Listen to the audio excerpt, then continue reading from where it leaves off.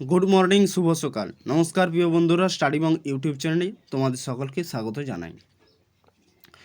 তো আজ current affairs দেখে নেওয়া যাক। আজকের কারেন্ট অ্যাফেয়ার্স কী রয়েছে। 14ই জানুয়ারি আজকের দিন, আজ 2024 অষ্টমতম স্বতন্ত্র বাহিনী দিবস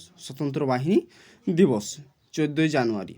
তো পরবর্তী কী রয়েছে দেখে নাও। পরবর্তী রয়েছে সম্প্রতি কিরগিজস্তান তুষার চিতাবাঘকে তার জাতীয় প্রতীক ঘোষণা করা হয়েছে। কিরগিজস্তানের জাতীয় প্রতীক তুষার চিতা করা হয়েছে।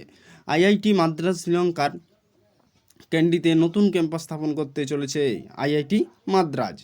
রাজস্থানের বিকানেরে আন্তর্জাতিক উট উৎসবের সূচনা হয়েছে। আন্তর্জাতিক উট উৎসব রাজস্থান। নিউজিল্যান্ডের অভিজ্ঞ পেস বোলার টিম সাউদি আন্তর্জাতিক টি-20তে প্রথম বোলার হিসাবে 150 উইকেট নিয়ে ইতিহাস সৃষ্টি করেছেন।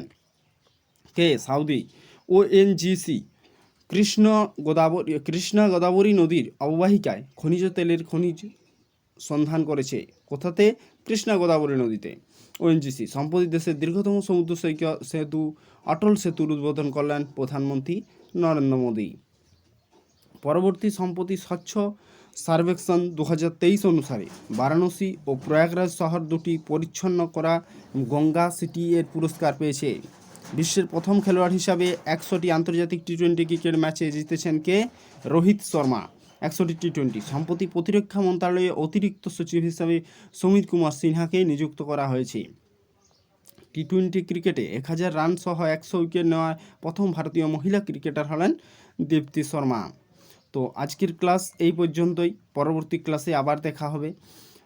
আর আজ শুভ মকর সংক্রান্তি।